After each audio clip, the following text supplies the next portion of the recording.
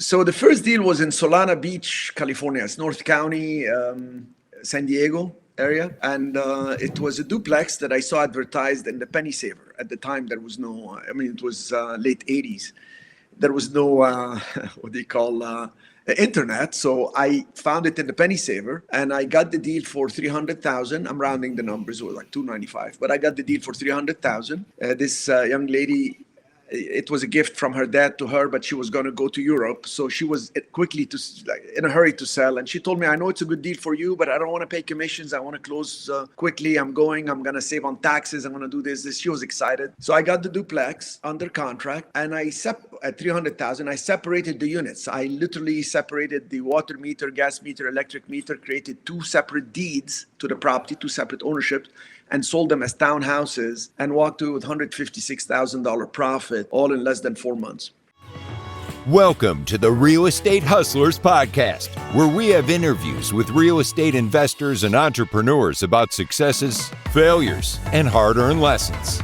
Through in-depth conversations, one-on-one listener coaching calls, and news analysis, you'll get a breakdown of real strategies that work for different niches and experience levels.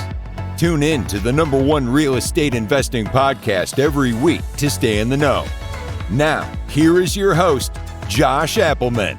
Podcast. I'm your host, Josh Appleman, founder and CEO of Appleman Capital. Today we are joined with Cherif Medawar. Cherif began his real estate journey in his 20s working for a billionaire.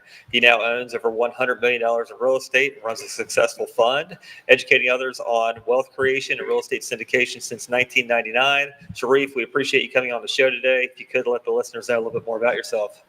Thank you, Josh. Thanks for having me. Yes, sir. So yeah, you said it. I started early, and thank God I was blessed to discover real estate. Well, tell us the working for the billionaire. I think that's the biggest. It's got to be awesome to be able to work with someone that you want to aspire to be. So tell us how that came about and what that was like. So I was working at a hotel. I was in my early 20s, and I was working at the Century Plaza Hotel in Los Angeles. My goal was to become a hotel general manager. And the Century Plaza Hotel was one of the best hotels in the country. It was 5 stars, 5 diamonds. And we had movie stars and all kind of wealthy people. And one day, Edmond Bessari, the billionaire, stopped me in the hotel lobby. And he said to me, listen, I've seen you work from 6 a.m. to 11, 12 midnight. What's going on here? I said, I don't know if you noticed, but I have a golden name tag that identified me as a potential general manager. They told me if I work hard for 10 years, I can make it up and become a GM. And he said, listen, are you crazy? This is not what you want. You want to be free. Why don't you come and work for me? And I said, to do what? He said, I have real estate around the world. I need somebody with your energy and enthusiasm to speak on my behalf and do what I tell them to do so I don't have to travel as much. I wasn't excited. I got scared. I said, I don't know anything about real estate. And he held me by the shoulder and he said, listen, you're at the right place at the right time. Just say yes. And the rest is history. I said yes, standing in the lobby of a hotel at literally around noon. And a couple days later, I flew to New York to meet with him at the Trump Towers, actually. He had a couple floors. And from there, the rest is history. I worked for him. I managed resorts. I did acquisitions for him through the Caribbean, in France, and other places. Wow. And I was his right-hand man very quickly. So his focus was hotel, hospitality, and a luxury hotel. Yeah, and developments from ground up, especially big transactions like hotels and other commercial properties. So he put you with the rest of his staff, learning how to underwrite, learning how to find deals, make sure it's a good deal, and so on and so forth. Yeah, well, he wanted me to speak on his behalf. He would say, like, go to Martinique or in the French Caribbean and tell them this is this and tell this guy that. And so by doing these things, I started coming up with some creative ideas and suggesting transactions for him. And it was just become very successful. You know, in the beginning, when you do something, you're trying to do the motions, but you're not totally cognizant of what you're putting together. And as you define the words and understand the concepts and know the business model, all of a sudden you can become very creative. Yeah. And that's what happened. 8 years later, I told him, listen, Mr. Bessari, I think I learned a lot and I'd like to go on my own to make it happen. And he said, with my blessings, just go help 10 other people like I helped you. And that's how I started doing trainings. And But I did the training as after I invested on my own, made millions, and I started wanting to share with others. So tell us about your first deal, how that came about, what that looked like, what it was, and what that experience was. So the first deal was in Solana Beach, California. It's North County, San Diego area. And it was a duplex that I saw advertised in the Penny Saver. At the time, there was no, it was late 80s. There was no, what do you call, internet. So I found it in the Penny Saver. And I got the deal for $300,000. I'm rounding the numbers, it was like $295, but I got the deal for $300,000. This young lady, it was a gift from her dad to her, but she was going to go to Europe, so she was quickly in a hurry to sell. And she told me, "I know it's a good deal for you, but I don't want to pay commissions. I want to close quickly. I'm going to save on taxes. I'm going to do this." She was excited. So I got the duplex under contract. And at $300,000, I separated the units. I literally separated the water meter, gas meter, electric meter, created 2 separate deeds to the property, 2 separate ownerships, and sold them as townhouses, and walked away with $156,000 profit, all in less than 4 months. I thought I had just the best formula ever, because what happened after that is I went to a big 172-unit apartment building in Mira Mesa, California, and put it under contract, and got the approval after really fighting with the city to go ahead and separate the units to sell them as condos. When I got the approval, I flipped that. I literally assigned the contract and walked away with over $1 million. So it was a very quick thing happening in the it was like 1990 by then. And then the Gulf War started in 91. So all the market went down and I had a lot of cash.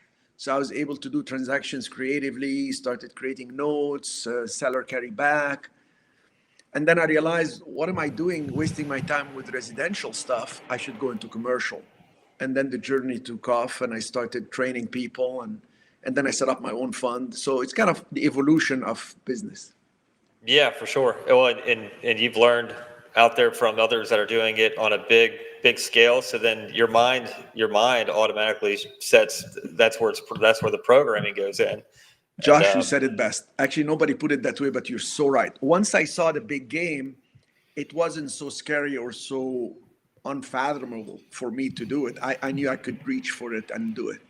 Yeah, and seeing it firsthand. I mean, once you buy your first 20 units, and then that you get over the fear, then that turns into 40, and then 100, and then so on and so forth. Have you done any hotels? Yes, actually, I own a couple of hotels right now. We're doing 2 developments in Puerto Rico because there are a lot of tax incentives there.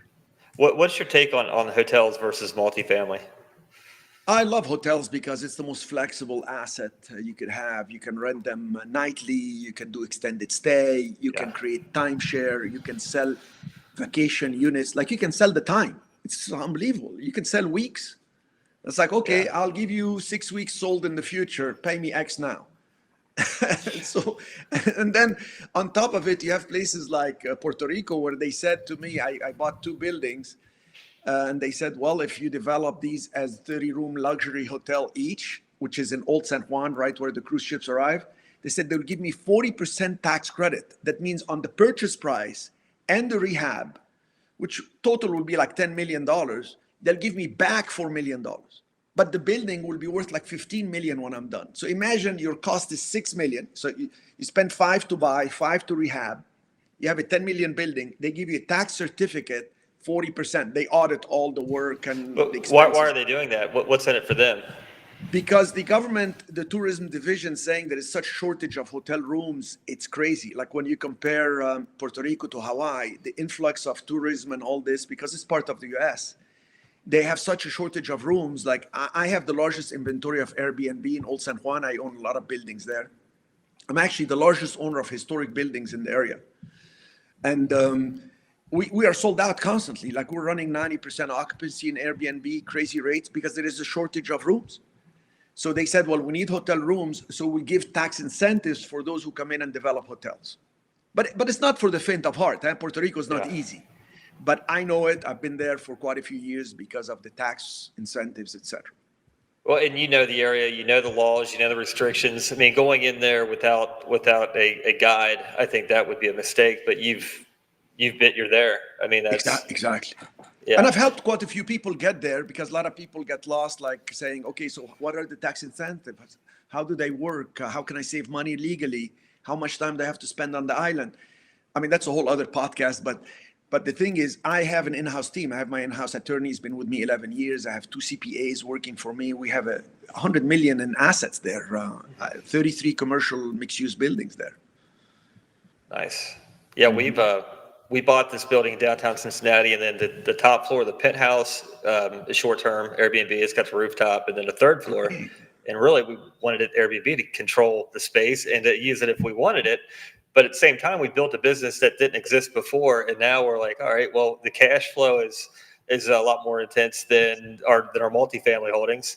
So and then we're circling the wagons around 144 unit, what now is an extended stay, which they all have kitchens in them. So I'm like, we've got a hybrid approach of long-term and short-term stay. That's why I ask you about the hotels, because it's definitely a lot more operationally intense, a lot more people to manage. Yes. But at the same time, there's its different upsides as well. But it's also all in one place. And if you buy an existing hotel versus conversions or development, when you buy an existing hotel, you're buying with the whole team. So you're immediately running, and you don't have the issues you deal with apartment buildings where evictions take times and all this. I mean, literally, somebody gives me the wrong check, we can call the police and evict them and arrest them for fraud, etc. It's a very flexible asset. And the challenge with it is the banks don't like it. They don't like to loan against it. So that's the opportunity. So you come in and you set up a real estate fund or something like I have, and you work creatively with the sellers, you can do magic. It's just unbelievable what you can do. So you've created a real estate fund, and investors can invest into it, invest alongside of you. You find distressed or underperforming assets that you can plug in new management or reallocate management, and then you get it to performing. Is that? Yeah. Yes, but I don't actually look for distressed assets. I actually buy from brokers at asking prices. But what I do is I specialize in single-tenant retails with the fund. Single-tenant retails, like a single-tenant building, like Jack in the Box that's empty, or an old Starbucks that's sitting vacant. And what we do is we make the offer. Let's say they want, I don't know, 900,000. I say, okay, my offer is 700. Let's say we settle at 800,000. It's vacant. So I put it under contract. We automatically have like 45 to 60 days due diligence. What we do during the due diligence, we look for the national tenants. And I came up with a list of over 4,500 national tenants who I should contact, what they need, what size, who they want to be next to. And I just call them and I say, are you interested in this location? This is the traffic. These are the neighboring tenants. This is the layout. Here are the pictures. Here's a video. All I need is one tenant to call me back. When they call back, they can get all the info online today. And they say, okay, we want it. But they want it for 10 to 15 years. Yeah. So as soon as I have somebody like Jack in the Box, like we're doing a deal with Foxtail Coffee and so, these guys come with a corporate guarantee that guarantees the rent. They pay triple net. That means they pay the least net of tax, insurance, and maintenance. So let's say they pay me $8,300 a month. That's $100,000 a year. The property value goes times 16, whatever that rent is. So it goes to 1.6 million. So if I have it under contract at 700,000 and it goes to 1.6 million, that's an instant 900,000 increase in value. But I bought it from a broker at the market price. I just added value that is completely different than what you can do in other commercial, where it takes forever. I do it all before I buy, or I don't buy. If no tenant calls me back, we just withdraw from the contract. Yeah. Are you all giving TI? Yes, very good point. We give about from 50,000 to maximum I gave was 150,000 plus, like let's say 2 to 4 months free rent. That's the only downside that we were looking at absolute triple net leases. We got a couple retail, but it's almost like you can either do a hard line and not get the lease, and they can invest their own capital into the build out, or you say, here's your allowance, you're also investing in our building, we get that. But that's the whole upfront cash out is the tough part to swallow. Yes, Josh, but if you're gonna actually put 150K for the tenant, like I did a deal in Las Vegas with this Subway. We gave them 150,000. They were very adamant about it, and they wanted actually 4 months free rent. So we gave them before 4 months free rent, 150,000, but we said we're going to increase the rent by $1,500. Well, that 1,500 increase, the multiplier, because it's all in the multiplier, made the property worth a lot more than what I gave him. And I turn around and sell them because I have the tax reductions through Puerto Rico. So I have the best of all worlds. I have the knowledge, I have the capital, I have the tax reduction incentives. So the investors benefit with me in the fund, and we grow like that. So your short-term gains in Puerto Rico, or what does that look like? So, I mean, let's just face reality. I do deals in San Francisco, California. I used to pay around 50% tax when we flip properties because they're short-term. So I was like a dealer. But now with the headquarters being in Puerto Rico and everything is sourced from Puerto Rico, the headquarters of the fund, etc., even though the fund is a California fund, the headquarters, the management, everything. And so we have a whole team of legal people that set it up correctly. We're able to reduce the cost down to, let's say, total with everything around 16%. So you go from 50% to 16%. So all that saving of 34% on every million I put in my pocket, 340,000. What do I do with it? Invest more, buy more building in Puerto Rico, put bigger tenants, etc. That's the whole. You have to have two cups to fill up. You have to have a cup to fill up of cash so that you can deploy it on long-term investments. You've got to have, it's cash intensive. You have to have it available or figure out how to get it. Yes, very true. You have to have the cash. You have to have so you raise capital, you deploy capital, and you reduce your cost. And it's a constant triangle of challenges, you know.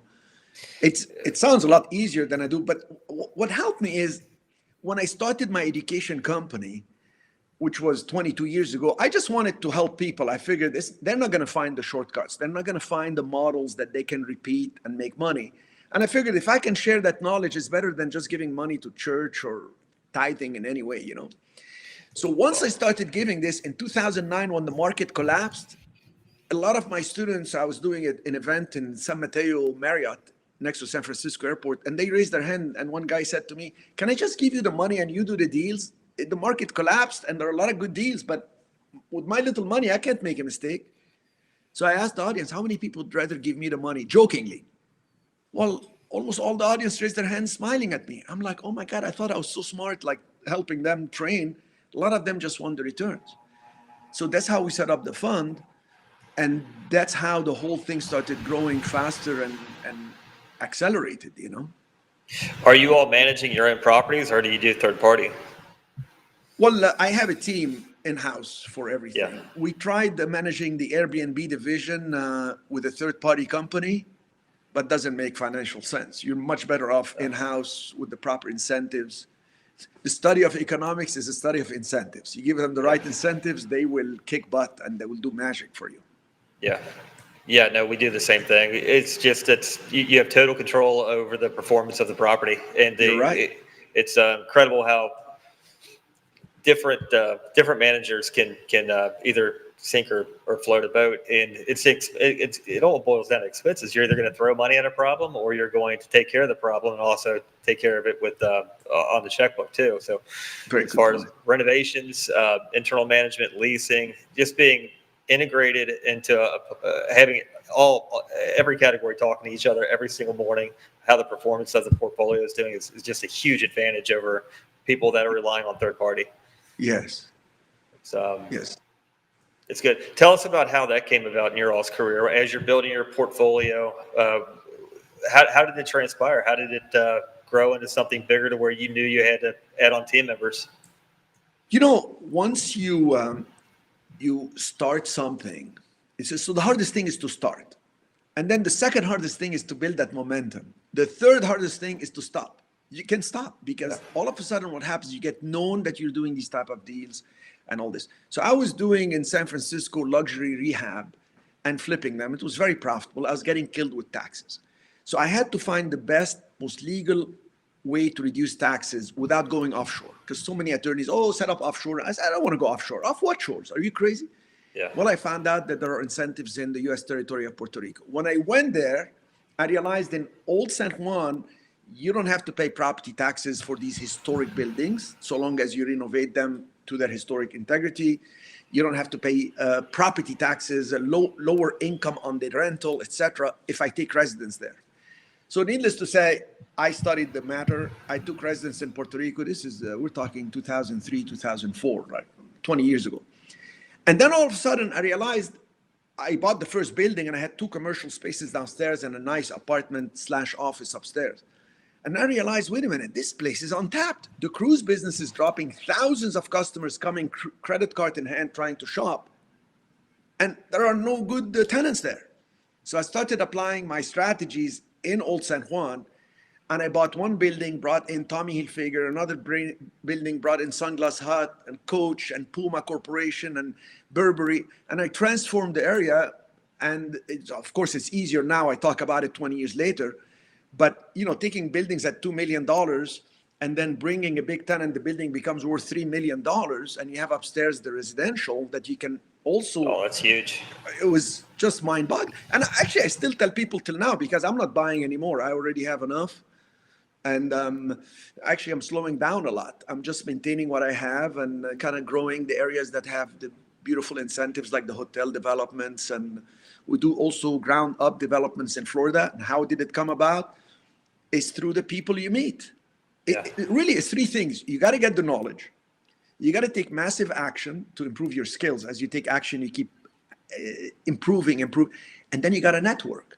So I have the network through the students because I have attorneys, developers, and because I teach commercial, so it's kind of a higher level. So I meet people, and then I now help people set up their own funds. Like I give them a turnkey structure. A lot of people set up a syndication. I set up a fund. There's a big, big difference. There is. And I give it to them turnkey with how to raise capital. So with these people, we're able to do deals and grow a lot bigger, faster. Yeah, Much we've easier. done 1 syndication too. I haven't done a fund, but we've done a syndication. It's just like you had said, you have to learn. You have to, once you acquire the knowledge and you actually apply it, that's where you truly learn, is applying the knowledge that you've taken in. If you don't apply it, then it's just lost knowledge forever. But you've it's constantly leveling up. You acquire the knowledge, take action. Acquire the knowledge, take action. It's just and then like you had said, the more deals you have, the more people you need. The more people you have, the more deals you need. So it's an ever evolving. Yes. You got to keep the engine cranking on all cylinders and just keep on broadening the firm. But as you grow, you got to take less and less risk and reduce your debt to almost nothing. So at the end, you end up with the cash flowing assets. So you look at it as the safety of the assets, the cash flow, the liquidity, the reserves. You with me? The diversification and the plan B, C, D in case you want to change. And that's the phase I'm in, is I'm just leveling. Not leveling up, but just leveling. Do you acquire with partners and then get to a certain point where they've met their return, their negotiated return, you can refinance them out? Or yes. So people that set up a syndication, in the structure of syndication, you're paying people from the equity. So you're giving them some cash flow and a percentage of the upside, sometimes 60, 70% of the upside gain when you sell the property. So you have to sell the property within 5 to 7 years. Yeah. What I have suggested since 2009 is to set up a real estate fund where you set up only once, and the setup, you can put as many properties as you want in the fund. It's like a mutual fund. So a real estate fund is not an equity fund, but it's a debt fund. So I pay people, for example, 6 and 8% based on how much they invest. 25,000 minimum to 249,000, they get 6% per year. 250,000 plus, they get 8%. They can compound their money. In 10 years, they'll be making 12% annually. In 19 years, they'll be making like 20% annually. And I've had people, my funds were set up in 2009. Before even people didn't even know what a fund is or syndication, let alone know. So the difference with a debt fund is I don't have to sell the assets. So I am paying the investors a steady return every 6 months. Anytime they want to cash out is 12 months notice. And I usually cash them out in less than 6 months. Full capital with accrued interest. I charge no fees. So it's very attractive for retirees, for people that want steady income, for people that want good cash flow. And for me, I don't have to sell. So I set up people these type of structures so they can set up once. They save on attorney's fees. I have in-house attorneys set it up. We do it all like one package less than any attorney in the country, plus a full day training with me, not somebody else. I show them how to raise capital one-on-one, how to raise in group presentations. I give them the PowerPoint. I mean, we do it totally turnkey, and it has transformed so many people's lives. What I didn't count on is that they go find deals and then bring me in, and we do joint ventures. And that started growing like crazy. Yeah, because your students are your deal finders now, because they're out there and then they need help taking the deal down and then managing after the acquisition. That's the whole. It's not a celebration when it closes. Then now it's time to work. Yeah, it's a celebration when it either refinance or you sell. But I like it. No, it's different verticals.